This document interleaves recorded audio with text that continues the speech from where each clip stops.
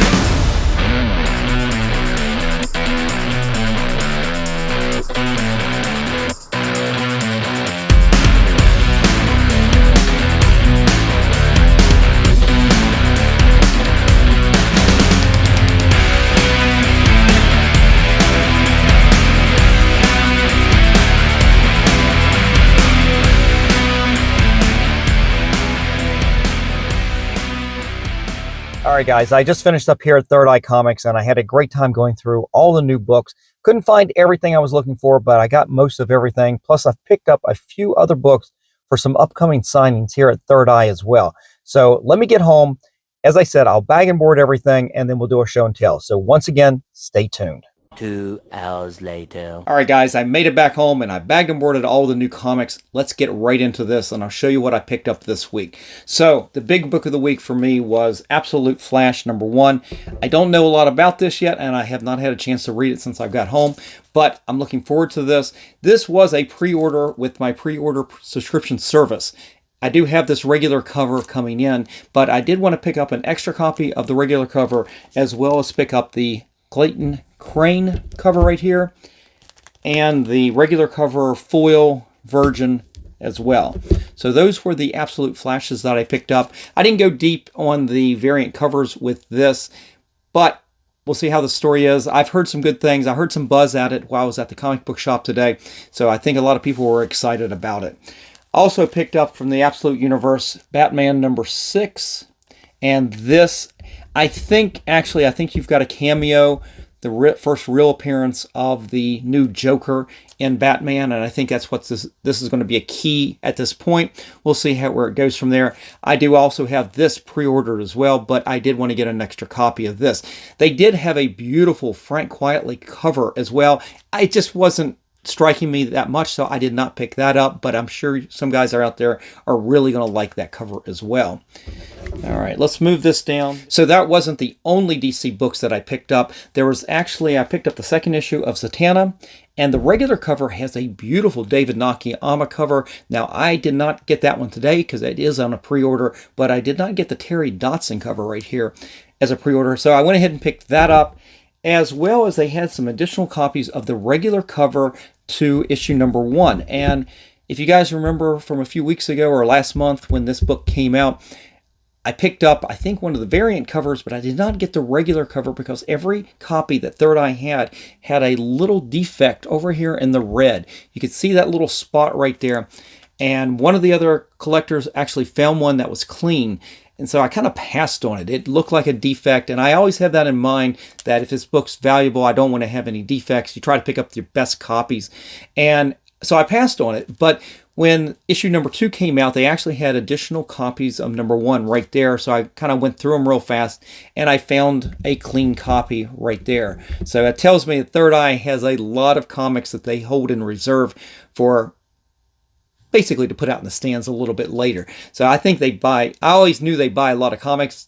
They don't put out everything at one time. So it's good to find a really decent copy of that. The other book I picked up is The New Gods. This is an ongoing series right now, and I really have been enjoying this, and the artwork has been fantastic. And that's a book that I would recommend. I don't know if it's on the top 10 list or anything like that, but it has been a very enjoyable book, the artwork especially. And I had to pick up the variant cover right here, and of course that is a beautiful Big Barda from Jenny Frison.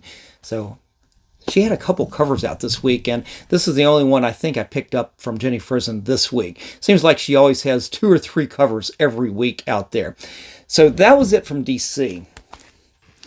Now, let's just go over to the independents, and we'll finish up with Marvel after that. I did pick up this. I hadn't heard much about it until I was doing my research for today. Obviously wasn't on my radar when I did the pre-order 2 or 3 months ago, but from Oni Press out of Alcatraz from Christopher Cantwell. Right there. And I'll be quite honest, I was more attracted to the retro design than anything. That's what first caught my attention. And it seems like an interesting premise on one of the breakouts from Alcatraz. Different little take on the story. We'll give it a read and see if I like this.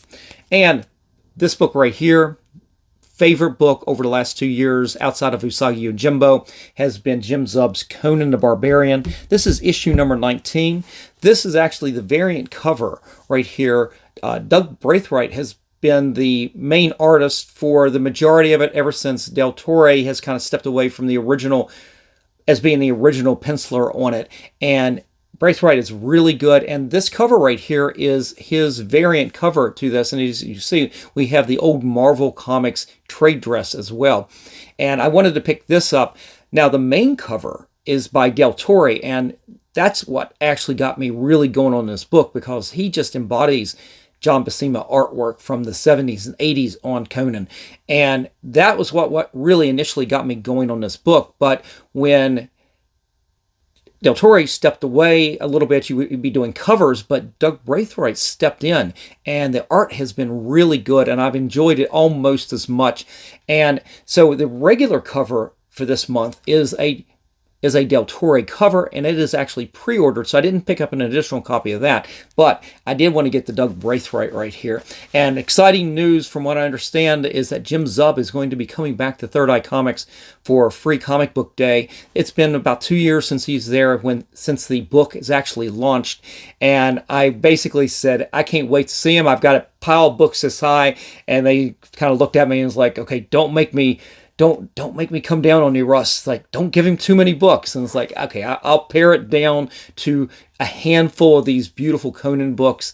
I can't wait to go through and see which ones I pick out to actually get signed. But I'm looking forward to Free Comic Book Day at Third Eye Comics this year with Jim Zub returning. I can't wait for that. And I don't know. I don't know if he's going to be by himself. It would be great if there were some other people, but we'll see about that. All right, let's put the independents down, and we get over to the last section here. We got the Marvels, and ongoing is issue number 2 of World Without Doom. Now, I've got the regular book, regular cover already pre-scheduled, ordered ahead of time, but I wanted to get the Rivals variant right there on this, and I did want to get the Rivals Jeff the Landshark Avengers, what is this, 24? Seems like every week now we're just getting more and more of these Rivals covers, and I'm sure the value on these things are going to not really hold or sustain. We'll see how long they keep doing it. And I did pick up the Psylocke number 5 Rivals. I actually kind of like that right there. That was kind of neat. I did pick up the regular number 3 of Magic, and this is the regular covers. I like this. It's pretty cool. You've got J. Scott Campbell doing the regular covers on this, not as an alternate variant. That seems like most of his covers are variants these days, but this is the main cover, and that's pretty cool. They had some really cool Magic covers. There was an artist, I cannot remember, it was one of the other covers that was actually pre-ordered. So that one, oh, it was a Jenny Frison. There you go. There's another Jenny Frison, but I'd already pre-ordered that, so that's why I did not pick that up today. This should have been on my pre-order list anyway. I just didn't get the regular cover. So that's what happened with that. This, I've been enjoying. Cable, Love, and Chrome. Just a pretty decent title. It's a fun read. Nothing too exciting, but I have enjoyed this. And to enjoy a comic book is the main thing, right, guys? So that was actually, I'm looking at what I've got left here, and that was everything I picked up that was new comic books for this week. It was a pretty good haul. This actually, I think issue number 4, I've actually got pre-ordered, so it eventually got onto my pre-order list, so I won't be picking this up from Third Eye anymore. But what do I use Third Eye for? Mostly is to pick up the books that I failed to pre-order. And in some cases, it's variant covers that I might not be able to see. They don't put out all the artwork that early when they put those preview guides out. So I don't know what the artwork necessarily is going to look like. In some cases, and a lot of cases, there's so many things to review each and every month when you do your pre-order. It's hard to see everything, and I often miss things just because of the sheer volume of things you can order. So that sometimes is why I end up buying things that, why wasn't that on your list? You always get that. Why didn't you get that? Well, I just skipped right over it because there were so many other things. But as I said, those were the end of the new comic books for this particular week. But Third Eye is going to be having some signings coming up. In fact, in about a week and a half, we're going to have a whole host of artists and writers come in. So one of those is Dennis Camp, who will be coming in as part of a large group of signers in about a week and a half from the filming of this episode. And he, of course, is writing the new Ultimates title in the Ultimate line from Marvel Comics. And even though I've dropped that title, I do have plenty of books. I kept with it for the first 6 to 7 issues.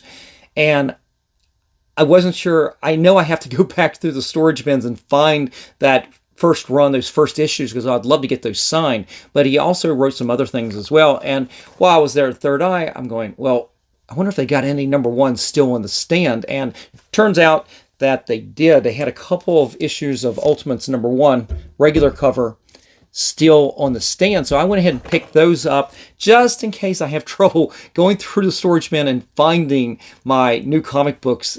Now, thing is, I've talked about my comics and my storage is that I have not really kept them completely organized over the last 5 years. I've got a lot of new comics in short boxes, and I do divide it up into Marvel, into Independent, into DC, but they're not necessarily organized. So this was going to save me a little time at least to be able to find some of these just in case I cannot find some of the other ones. I know there's some great alternate covers to issue number 1. I will try to find those for this signing.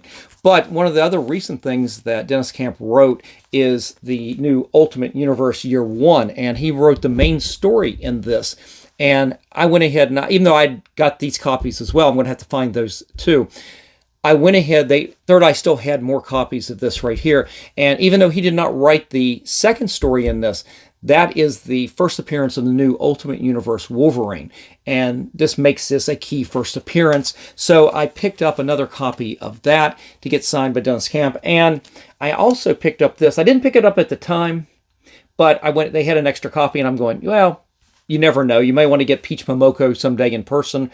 But we've got the Peach Momoko Spider-Man Black Cat variant right there to Ultimate Universe Year 1 book right there. So that's a book that I would love to just hold on to. If there's a Peach Momoko signing at some point, maybe I try to get her added to that as a project piece. You never know. I always look for books that I can do as multiple signings type books. I love jam pieces. It's one of the funnest things I do in the hobby is get autographs. But guys, that is it for today. You'll definitely have to let me know what you picked up from New Comic Book Day this week. I'd love to hear from you. Just leave me a comment in the comment section below. And if you enjoyed today's video, definitely give me a like, slap the subscribe, and click on that notification bell so you guys don't miss out on any of the episodes that I put out each and every day, Monday, Wednesdays, and Fridays at 3 p.m. All right, guys, I'm out of here. Have a great day. I'll see you on Friday. And remember, every comic has a story.